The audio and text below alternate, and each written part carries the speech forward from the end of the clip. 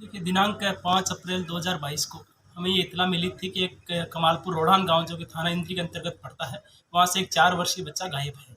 इस इत्तला के बाद में पुलिस भी अलर्ट हुई। आसपास की सीसीटीवी फुटेज भी खंगाली गई। उस सीसीटीवी फुटेज के आधार पे एक बाबा पे कुछ लोगों ने शंका जाहिर करी थी। उसको भी हमने राउंड अप किया और उनसे भी पूछताछ की गई। इसके बाद में परिजनों के बयान पे थाना इंद्री में एफआईआर नंबर 255 365 आईपीसी के तहत दर्ज करके जांच आरंभ की गई थी। प्रथम दृष्टया बाबा की कोई भूमिका नहीं पाए जाने पे हमने गांव में ग्रामवासियों के सहयोग से सर्च अभियान चलाया था। अगले दिन सुबह बच्चे की जो डेड बॉडी है वो एक शेड के ऊपर पड़ी हुई मिली थी। उसके बाद में हमने मेडिकल बोर्ड से उसका पोस्टमार्टम करवाया और प्रॉपर वीडियोग्राफी भी करवाई गई। साथ ही जो भी आसपास में जो भी संदिग्ध व्यक्ति थे उनसे भी हमने पूछताछ करी और इस मामले के तथ्यों से वाकिफ कुछ लोगों के हमने बयान भी कलमबद्ध करवाए हैं। साथ ही एक गवाह का बयान माननीय जो मजिस्ट्रेट साहब हैं उनके पास में 164 सीआरपीसी के तहत भी अंकित करवाए गए हैं। जो भी वहाँ पर मौके पे भौतिक साक्ष्य मिले, लोगों से जो पूछताछ हुई, जो संदिग्धों से जो पूछताछ हुई, उसके आधार पे हमने अंजलि नाम की एक आरोपी को गिरफ्तार किया था, जिसको कल माननीय अदालत में पेश किया गया। हमने अदालत से रिमांड के लिए दरखास्त लगाई थी, जिसको मंजूर करते हुए 3 दिन का पुलिस रिमांड मंजूर किया गया था। पुलिस रिमांड के दौरान हम जो भी आरोपी हैं उसकी और कोई आरोपी इसमें संलिप्त रहा है, उसकी किस स्तर की भूमिका है और बाकी जो भी सबूत एकत्रित करने हैं वो काम कर रहे हैं। सर, ये चीजें जो बताई जा रही थी कि उस बच्चे के अंग कटे हुए हैं, गुप्तांग कटा हुआ है, तंत्र विद्या से जोड़कर हत्या की गई है, इस मामले में कितना साक्ष्य है? देखिए, कल भी मैंने प्रेस नोट के माध्यम से भी सभी लोगों से अनुरोध किया था कि इस मामले क्योंकि बड़ा संवेदनशील मामला है और बड़ा गंभीर मामला है, तो इससे संबंधित कोई भी भ्रामक या असत्य खबरें सोशल मीडिया पे ना डालें। मैं ये भी स्पष्ट करना चाहूँगा कि जो पोस्टमार्टम रिपोर्ट हमें प्राप्त हुई है उसमें डॉक्टर के जो मेडिकल बोर्ड है उन्होंने केवल एक इंजरी दिखाई है, वो जो नेक के अराउंड जो इंजरी है वो है, जिससे जो ये पुष्टि हुई है कि बच्चे की जो हत्या है वो गला घोट के की गई है। तो पोस्टमार्टम रिपोर्ट में केवल एक्सटर्नल इंजरी वो एक दिखाई गई है जो कि गर्दन के आसपास है। बाकी जितनी भी जो मिथ्या खबरें सोशल मीडिया पे चल रही है वो गलत है। मोबाइल चार्जर की बता रहे हैं कि तार से ही गला घोटा गया है। जी, जो तार हमने रिकवर भी कर लिया है और साथ से उसके संबंध में डॉक्टर से ओपिनियन भी ले ली है। डॉक्टर साहब ने भी अपनी ओपिनियन में स्पष्ट किया है कि जो ऑब्जेक्ट पुलिस ने रिकवर करी है उससे डेथ पॉसिबल है। सर, एक ये भी अफवाह फैल रही थी कि ताया ताई जो है राजेश, उनके घर से जूते बरामद हुए, 5 का सिक्का बरामद हुआ, इस तरह की कोई अफवाहें है या क्या है इसमें? देखिए, जो बच्चे की जो चप्पलें हैं वो हमने आरोपी जो अंजलि है उससे पूछताछ के आधार पे रिकवर करी है। उसमें हमने 2 स्वतंत्र गवाहों को भी साथ में रखा था और रिकवरी के दौरान प्रॉपर वीडियोग्राफी भी करवाई गई है। साथ में जो बाकी संदिग्धों के नाम सामने आए हैं उनकी भूमिका की भी हम अभी जांच कर रहे हैं। हमने अभी किसी भी आरोपी को क्लीन चिट नहीं दी है। लेकिन ताया ताई की भी इन्वॉल्वमेंट तो रही, अगर उनको शव मिला और उन्होंने पुलिस को जानकारी नहीं दी और उन्होंने बॉडी गिर दी। देखिए, डेफिनेटली जांच के दौरान अभी काफी तथ्य में उनको सभी को प्रकट करना उचित है। सर, आपने पहले ही दिन बताया था कि हम बेगुनाह को अंदर नहीं डालना चाहते, कसूरवार का सामने आना चाहिए, तभी 2-4 दिन एक्स्ट्रा जरूर लग गए। लेकिन परिवार के लोग अब ये कह रहे हैं कि अभी भी हम इससे असंतुष्ट हैं कि अकेली लड़की कैसे हत्या कर सकती है, अकेली अंजलि चाची कैसे हत्या कर सकती है। देखिए, ये एक 4 वर्षीय बच्चे की एक हत्या होना बड़ी दुर्भाग्यपूर्ण घटना थी। बड़ा संवेदनशील और गंभीर मामला था। इसमें पुलिस के साथ-साथ सभी आम जो करनाल वासी हैं और आसपास के लोग भी उम्मीद कर रहे थे कि इस मामले का जल्दी से फटाक से हो और जो असली दोषी है वो पकड़ा जाए।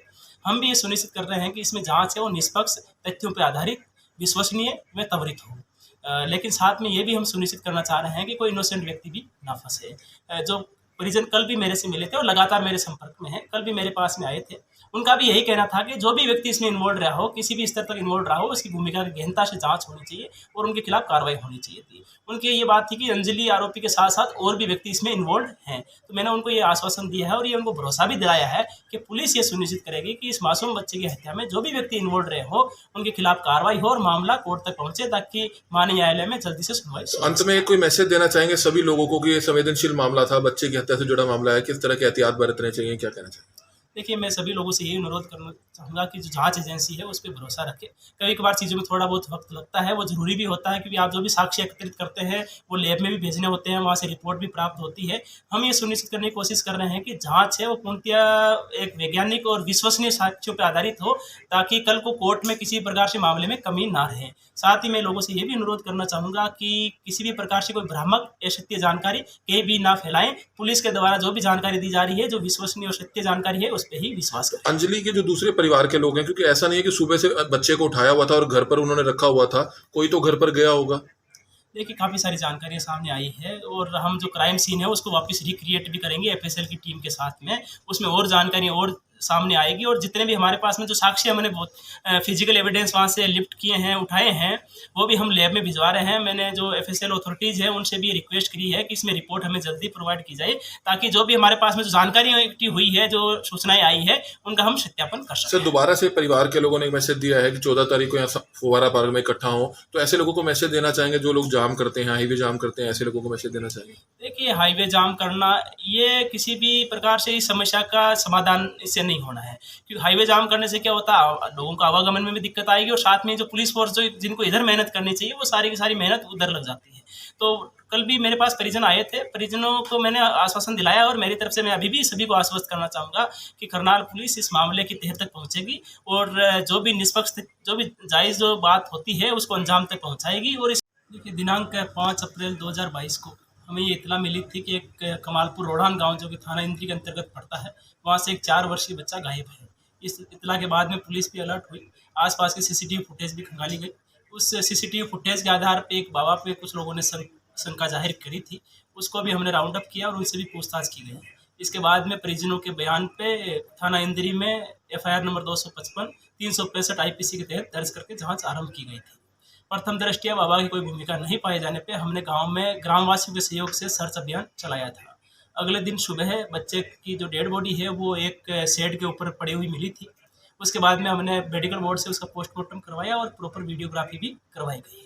साथ ही जो भी आसपास में जो भी संदिग्ध व्यक्ति थे उनसे भी हमने पूछताछ करी और इस मामले के तथ्यों से वाकिफ कुछ लोगों के हमने बयान भी कलमबद्ध करवाए हैं। साथ ही एक गवाह का बयान माननीय जो मजिस्ट्रेट साहब हैं उनके पास में 164 CRPC के तहत भी अंकित करवाए गए। जो भी वहाँ पर मौके पे भौतिक साक्ष्य मिले, लोगों से जो पूछताछ हुई, जो संदिग्धों से जो पूछताछ हुई, उसके आधार पे हमने अंजलि नाम के एक आरोपी को गिरफ्तार किया था, जिसको कल माननीय अदालत में पेश किया गया। हमने अदालत से रिमांड के लिए दरखास्त लगाई थी, जिसको मंजूर करते हुए 3 दिन का पुलिस रिमांड मंजूर किया गया था।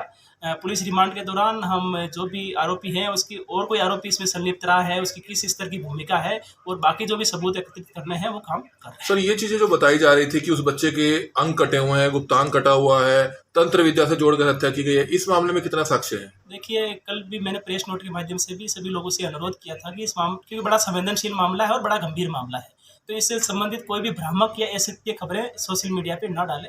मैं ये भी स्पष्ट करना चाहूँगा कि जो पोस्टमार्टम रिपोर्ट हमें प्राप्त हुई है उसमें डॉक्टर के जो मेडिकल बोर्ड है उन्होंने केवल एक इंजरी दिखाई है, वो जो नेक के अराउंड जो इंजरी है वो है, जिससे जो ये पुष्टि हुई है कि बच्चे की जो हत्या है वो गला घोट के की गई है। तो पोस्टमार्टम रिपोर्ट में केवल एक्सटर्नल इंजरी वो एक दिखाई गई है जो कि गर्दन के आसपास है। बाकी जितनी भी जो मिथ्या खबरें सोशल मीडिया पर चल रही है वो गलत है। मोबाइल चार्जर की बता रहे हैं कि तार से ही गला घोटा गया है? जी, जो तार हमने रिकवर भी कर लिया है और साथ से उसके संबंध में डॉक्टर से ओपिनियन भी ले ली है। डॉक्टर साहब ने भी अपनी ओपिनियन में स्पष्ट किया है कि जो ऑब्जेक्ट पुलिस ने रिकवर करी है उससे डेथ पॉसिबल है। सर एक ये भी अफवाह फैल रही थी कि ताई जो है राजेश, उनके घर से जूते बरामद हुए, 5 का सिक्का बरामद हुआ, इस तरह की कोई अफवाहें हैं या क्या है इसमें? देखिए, जो बच्चे की जो चप्पलें हैं वो हमने आरोपी जो अंजलि है उससे पूछताछ के आधार पर रिकवर करी है। उसमें हमने 2 स्वतंत्र गवाहों को भी साथ में रखा था और रिकवरी के दौरान प्रॉपर वीडियोग्राफी भी करवाई गई है। साथ में जो बाकी संदिग्धों के नाम सामने आए हैं उनकी भूमिका की भी हम अभी जांच कर रहे हैं। हमने अभी किसी भी आरोपी को क्लीन चिट नहीं दी है। लेकिन ताई की भी इन्वॉल्वमेंट तो रही, अगर उनको शव मिला और उन्होंने पुलिस को जानकारी नहीं दी और उन्होंने बॉडी गिर दी? देखिए, डेफिनेटली जांच के दौरान भी काफी तथ्य में उनको सभी को प्रकट करना उचित। सर आपने पहले ही दिन बताया था कि हम बेगुनाह को अंदर नहीं डालना चाहते, कसूरवार का सामने आना चाहिए, तभी 2-4 दिन एक्स्ट्रा जरूर लग गए। लेकिन परिवार के लोग अब ये कह रहे हैं कि अभी भी हम इससे असंतुष्ट हैं कि अकेली लड़की कैसे हत्या कर सकती है, अकेली अंजलि चाची कैसे हत्या कर सकती है? देखिए, ये एक 4 वर्षीय बच्चे की एक हत्या होना बड़ी दुर्भाग्यपूर्ण घटना थी, बड़ा संवेदनशील और गंभीर मामला था। इसमें पुलिस के साथ साथ सभी आम जो करनाल वासी हैं और आसपास के लोग भी उम्मीद कर रहे थे कि इस मामले का जल्दी से फटाक से हो और जो असली दोषी है वो पकड़ा जाए।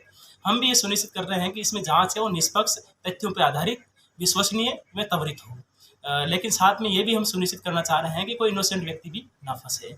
जो परिजन कल भी मेरे से मिले थे और लगातार मेरे संपर्क में हैं, कल भी मेरे पास में आए थे, उनका भी यही कहना था कि जो भी व्यक्ति इसमें इन्वॉल्व रहा हो, किसी भी स्तर तक इन्वॉल्व रहा हो, उसकी भूमिका की गहनता से जांच होनी चाहिए और उनके खिलाफ कार्रवाई होनी चाहिए थी। उनकी ये बात थी कि अंजलि आरोपी के साथ साथ और भी व्यक्ति इसमें इन्वॉल्व हैं। तो मैंने उनको ये आश्वासन दिया है और ये उनको भरोसा भी दिलाया है कि पुलिस ये सुनिश्चित करेगी कि इस मासूम बच्चे की हत्या में जो भी व्यक्ति इन्वॉल्व रहे हो उनके खिलाफ कार्रवाई हो और मामला कोर्ट तक पहुंचे, ताकि माननीय न्यायालय में जल्दी से सुनवाई। अंत में कोई मैसेज देना चाहेंगे सभी लोगों को कि ये संवेदनशील मामला था, बच्चे की हत्या से जुड़ा मामला है, किस तरह के एहतियात बरतने चाहिए, क्या कहना चाहिए?